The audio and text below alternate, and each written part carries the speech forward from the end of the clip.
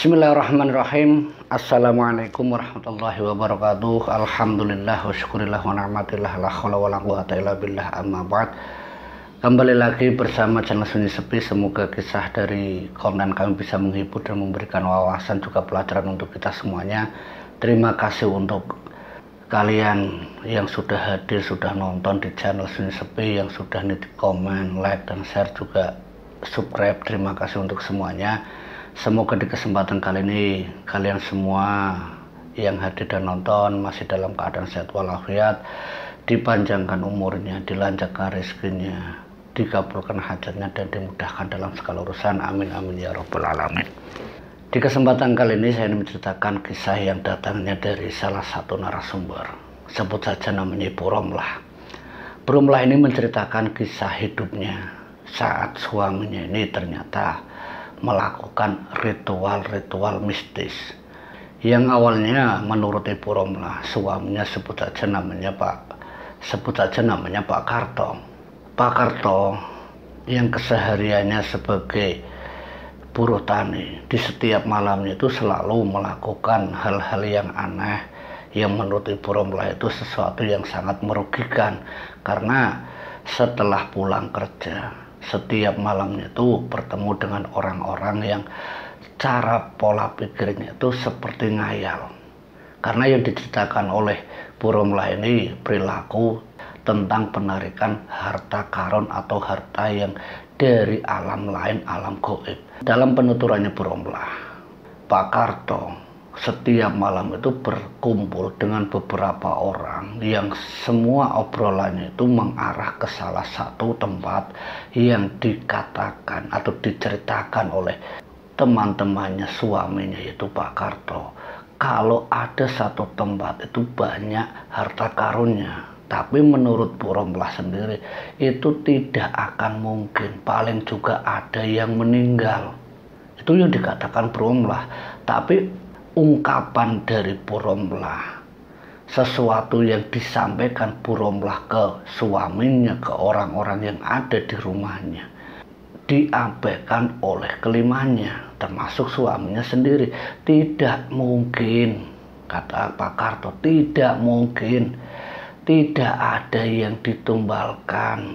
Kita cukup mengganti dengan beberapa syarat seperti yang mereka inginkan. Mereka itu siapa ya? Sosok gaib, sosok penunggu di harta karun itu. Yang diceritakan oleh Pak Karto, kita itu akan kaya raya. Kita tidak perlu capek-capek kerja menjadi buruh tani, menjadi pembantu di rumah tetangga kita yang kaya raya itu. Kita akan jadi orang kaya. Bu Romlah jawab dengan pesimis, "Tidak mungkin, Kang. Itu semua bohong, gak ada penarikan dana gaib, gak ada penarikan harta karun. Yang ada kalau gak kerja gak makan. Sampai yang tiap malam kayak gini terus menerus kumpul, hasil kerjanya sampeyan bukan dikasih istri, malah beli alat-alat yang gak karuan, beli dupa lah, beli minyak inilah, beli minyak itulah.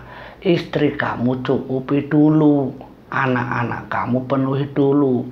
Ibu ndak perlu harus nyuci setrika di tetangga. Bukannya malah ngurusin keluarga, malah ngurusin teman-teman kamu." Bu Romlah itu ngomong saat di ruang tamu, sampai beberapa temannya Pak Karto pun merasa risih. Akhirnya mereka itu meninggalkan bersama Pak Karto. Kira-kira jam 11 malam Pak Karto itu keluar. Nah, sepulangnya itu sehabis sholat subuh, dan itu setiap malam dilakukan oleh suaminya Bu Romlah. Setiap pulang Bu Romlah selalu menanyakan, "Mana hasilnya, Kang? Mana hasilnya?" "Ndak ada, kan?" Dijawab sama Pak Karto, "Belum saatnya. Nanti pasti akan keluar harta itu. Emas itu pasti akan dapatkan. Hanya butuh waktu yang tepat." "Kapan? Sudah berapa kali sampean ngomong seperti itu? Waktu yang tepat, waktu yang tepat. Yang ada sampean dibodohi. Bayarannya sampean setiap hari seminggu sekali dari juragan bukannya dikasih ke keluarga malah buat beli terus menerus kayak gitu. Sampean mau makan dari menyan, sampean mau makan pakai minyak-minyak aneh itu. Kang Karto, suaminya Buromlah marah. Kamu itu mau dibikin seneng apa susah? Nah, istrinya jawab, siapa yang nggak mau dibuat seneng? Tapi kalau caranya Kang Karto sampai yang seperti ini bukan saya malah seneng, yang ada malah tambah rungsem, tambah semrawut. Kalau saya ndak kerja, anak-anak ndak jajan, apa sampean mikir ke situ? Sudah berapa bulan sampean berperilaku, sudah berapa bulan kelakuannya sampean mementingkan perkara yang tak pasti, bukannya sayang sama istri sama anak, terus malah sampean tiap malam keluyuran, semedi sana terakat sini, puasa sana. Buat apa kalau ndak ada hasilnya? Percuma kan. Yang ada malah nanti sampean ditumbalkan. Itu kata-kata Buromlah. Sampai Pak Karto pun marah. Hus, kamu kalau ngomong sembarangan, jaga mulut kamu. Saat Buromlah dibentak sama Pak Karto, Buromlah langsung terdiam. Terserah sampean kan, percaya atau tidak, saya mendak percaya yang begituan. Sampai beberapa hari selanjutnya, masalah keluarga dari himpitan ekonomi selalu menjadi masalah utama untuk keluarga Buromlah dan Pak Karto. Dan beberapa minggu setelahnya, kejadian yang menimpa Buromlah, yaitu suaminya Pak Karto, mengalami kejadian yang sangat mengerikan. Karena apa? Dari beberapa temannya, sepulang dari tempat yang diceritakan di awal, ada tempat harta karun, Pak Karto diantar oleh beberapa temannya naik motor. Itu dalam keadaan sudah tidak sadar diri. Buromlah yang membukakan pintu itu langsung menjerit karena melihat suaminya sudah dalam keadaan mata tertutup. Buromlah mengira suaminya meninggal. Kang bangun, sampean kenapa? Teman-temannya bilang, ndak apa-apa bu, ini cuma pingsan. Pingsan kenapa ini, kenapa? Dicek nafasnya, memang masih ada nafasnya. Buromlah sedikit lega karena suaminya tidak meninggal. Buromlah nanya ke teman-teman, sebenarnya ada apa-apa yang membuat suamiku jadi pingsan seperti ini, tidak sadar seperti ini? Salah satunya, sebut saja namanya Pak Tomo. Pak Tomo ini bicara sama Buromlah, menceritakan saat Pak Karto ada di depan bersama salah satunya, sebut saja Mbah Dukun. Bersama Mbah Dukun itu, Pak Karto itu di depan. Saat di samping Mbah Dukun, keluar sosok penunggu di dalam tempat itu, yang sontak saja membuat Pak Karto itu jatuh pingsan karena saking kagetnya muncul secara tiba-tiba yang membuat Pak Karto itu sampai dia pingsan karena ya ketakutan itu bu. Makanya Pak Karto itu pingsan. Mendengar yang disampaikan oleh temannya, Buromlah lega karena berharap dari pengalaman yang dialami suaminya itu Kang Karto, dia tidak bakal melakukan hal yang serupa. Berharap suaminya Buromlah tidak mengulanginya lagi karena kapok, karena dihantui atau ditemui sosok penunggu yang sangat menyeramkan. Tidak berselang lama, suaminya yaitu Kang Karto itu sadar. Saat tersadar, saat Pak Karto terbangun itu belum sadar sepenuhnya. Pak Karto seperti kesurupan, Pak Karto seperti kerasukan. Nah, Mbah Dukun yang sebagai dalang utamanya itu langsung bereaksi, berusaha untuk menetralkan apa yang ada di dalam tubuhnya Pak Karto. Ternyata sosok itu adalah penunggu di dalam tempat yang diincar oleh Mbah Dukun dan rombongannya Pak Karto untuk menarik harta gaib. Sosok itu bertarung sama si dukun yang membuat dukun itu sampai terkapar keluar darah. Dukun itu sampai sekarang. Beberapa temannya termasuk Pak Tomo pun berusaha membangunkan Mbah Dukun, sementara Pak Karto yang sudah dipengaruhi sosok gaib, tubuhnya berdiri menantang dan mengacungkan semua orang. Jangan ganggu tempatku. Kalian hanya merusak dan mengganggu. Itu wilayahku. Kalau kalian ingin selamat, jangan pernah datang lagi. Itu ancaman, itu suara yang keluar dari mulutnya Pak Karto. Anak-anaknya Bromlah yang ketakutan melihat suaminya yang kerasukan, yang kesurupan, sembari mengancam rombongan-rombongannya. Sementara sosok Mbah Dukun yang sudah terkapar keluar darah, bahkan keadaannya sudah tidak berdaya, Bromlah bingung mau nyari bantuan ke siapa. Dukunya saja kalah. Pak Tomo yang berusaha membangunkan Mbah Dukun, serangan itu datang lagi seperti pertarungan gaib. Pak Karto yang dalam kesurupan itu seperti menghempaskan tangannya yang membuat Mbah Dukun itu terpental kembali. Suara gaduh ini yang membuat beberapa orang yang habis sholat subuh itu berdatangan. Ada apa ini? Ada apa ini? Melihat Pak Karto yang sudah dirasuki sosok gaib, yang kekuatan energinya membuat dukun itu terkapar. Salah satunya ada imam musola yang sekaligus ustadz, itu sampai beberapa kali mendoakan, membaca kalimat-kalimat suci Al-Quran, itu dilantungkan dengan maksud agar sosok yang ada di dalam tubuh Pak Karto itu mau keluar.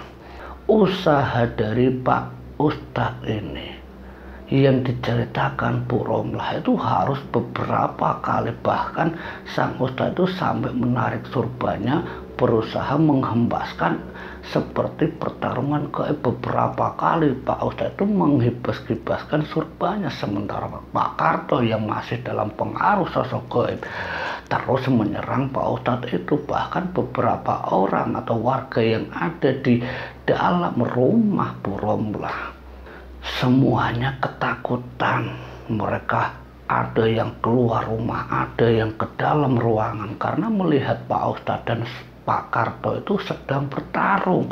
Sementara dukun, Pak Tomo dan yang lainnya itu hanya bisa terkapar, lemas, tak berdaya setelah serangan dari Pak Karto. Pertarungan itu berlangsung sangat sengit. Beberapa kali Pak Ustadz itu terjungkal, bangkit lagi, giliran Pak Karto yang jatuh. Tapi sosok di dalam tubuh Pak Karto tidak mau menyerah, sampai datang seseorang pemuda, sebut saja namanya Wahyu. Wahyu ini bilang sama Pak Ustadz, itu sosok sangat kuat Pak Ustadz. Pak Ustadz, kita harus baca banyak sholawat, kita harus banyak baca ayat kursi sebanyak-banyaknya, dan berharap semoga barokah ayat kursi dan sholawat ini bisa mempengaruhi tubuh Pak Karto yang dirasuki, agar sosok itu benar-benar keluar dari tubuh Pak Karto. Nah, lewat masukan dari salah satu pemuda tadi, Pak Ustadz bersama Wahyu melantunkan sholawat, ayat kursi, dan diikuti oleh beberapa warga yang ada di rumahnya Bromlah. Semuanya ikut bersolawat. Setelah menurut Pak Ustadz kiranya cukup, dihempaskan seperti mengeluarkan tenaga dalam. Sosok yang di tubuh Pak Karto itu membuat Pak Karto terhempas sampai dia tersungkur di pojok rumah Pak Karto sendiri. Saat tersungkurnya tubuh Pak Karto itu seperti mendingkluk. Tubuh Pak Karto itu diam tanpa suara. Bu Romlah yang melihat suaminya terjatuh, tubuhnya yang terpental di pojok ruangan tamu, Romlah langsung berlari bergegas menghampiri suaminya, yaitu Pak Karto bersama anak. Bapak, suamiku. Wah, suara itu sangat ramai membuat beberapa warga itu berusaha menarik tubuh Bu Romlah dan anak. Jangan ke situ, Bu, jangan ke situ. Itu belum sepenuhnya, termasuk Wahyu dan Ustadz, untuk melarang mendekati tubuh Pak Karto. karena belum sepenuhnya sosok itu keluar dari tubuh Pak Karto. Walaupun sebagian besar energinya sudah keluar, tapi ada sebagian kecil yang menjadi celah untuk masuk ke tubuh Pak Karto. Karena itulah Pak Ustadz dan Wahyu itu melarang anak-anaknya Puromlah, termasuk Puromlah, untuk mendekati suaminya yang tertunduk di pojok ruangan. Wahyu dan Pak Ustadz mendekati, mengangkat tubuh Pak Karto, ditemani beberapa orang yang lainnya termasuk Pak Tom dan warga, membaringkan tubuhnya itu di lantai. Setelah tubuh itu ditabaringkan, Pak Ustadz terus membaca ayat suci Al-Quran, ayat suci untuk ruqyah, dan si Wahyu pun tetap berzikir menggunakan asma Allah, tasbih, sholawat, semua dilantunkan dengan maksud tujuan agar apa yang sudah terlanjur masuk ke tubuh Pak Karto semuanya keluar tanpa ada sisa. Hampir sekitar 1,5 jam, suasana pagi sudah terlihat matahari keluar. Ini membuat suasana rumah Puromlah itu sangat ramai, banyak dikunjungi orang. Sampai singkat ceritanya, suaminya Puromlah setelah beberapa kali usaha Pak Ustadz dan Wahyu dan beberapa warga lainnya mendoakan untuk keselamatan Pak Karto, Pak Karto tersadar. Setelah tersadar, Pak Karto diberi air minum yang dibawakan oleh Puromlah. Diminumkan air itu sama Pak Ustadz. Setelah air itu diminum, setelah sadar, Puromlah itu nanya sama Pak Karto, "Kang, sampean itu kenapa pulang-pulang bikin saya panik, bikin anak kamu nangis? Kamu kenapa? Kamu kenapa? Sudah Kang, nggak usah ikut-ikutan kayak gitu lagi." Kang Karto jawab apa yang disampaikan Puromlah, kalau dia ketakutan saat dirinya seperti hendak dicekik sosok menyeramkan, dan sosok itu membuat dirinya tidak sadar sampai dia itu dirasuki. Dia pun sudah tidak tahu apa setelah kejadian. Pak Karto pun sudah tidak tahu setelah sosok yang maksudnya mencekik tubuh Pak Karto yang tiba-tiba pingsan. Setelah itu Pak Karto tidak tahu.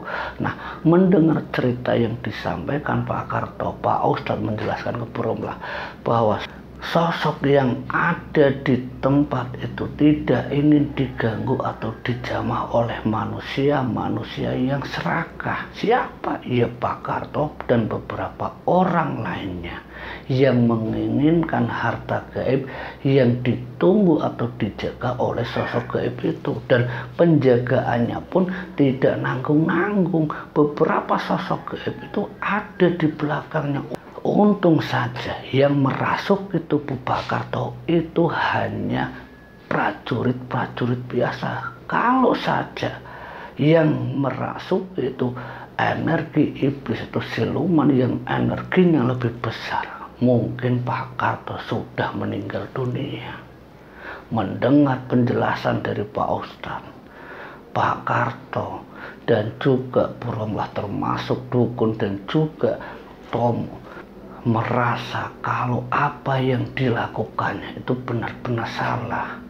Semenjak kejadian yang dialami oleh Kang Karto, Puromlah pun mengingatkan, "Sudah Kang, sampean masih diberi umur, diberi kesempatan. Sampean harus ingat, sampean itu punya anak, punya istri. Kalau terjadi apa-apa dengan sampean, bukannya sampai itu membantu, justru membuat anak-anak kita menjadi yatim. Apa sampean pingin Kang?"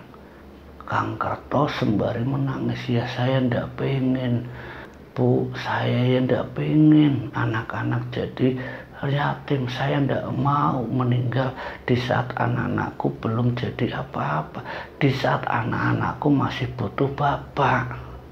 Bapak janji Bu, Bapak ndak ngulangin lagi. Bapak ndak bakalan ikut-ikutan sama Mbah Dukun, Pak Tomo dan yang lainnya.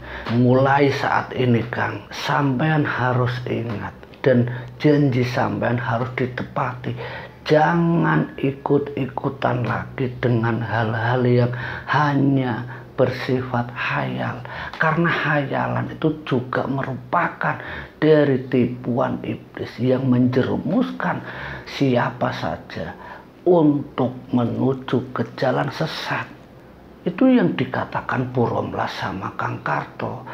Semenjak kejadian itu, Pak Karto benar-benar kapok dan tidak mau lagi melakukan seperti saat dulu dia berharap bisa menjadi kaya raya dengan cara lewat penarikan harta karun di dunia gaib. Karena yang dialami oleh Pak Karto, yang diceritakan Bu Romlah, hanya berdampak pada keburukan yang dialami oleh keluarga Bu Romlah, yaitu keadaan Pak Karto sendiri. Untung saja Allah masih memberikan umur panjang untuk suaminya. Semoga apa yang dialami oleh suaminya Bu Romlah itu Pak Karto bisa menjadikan pelajaran, bisa memberikan wawasan untuk kita semuanya. Akhir kata, wallahu a'lam bishawab. Wassalamualaikum warahmatullahi wabarakatuh.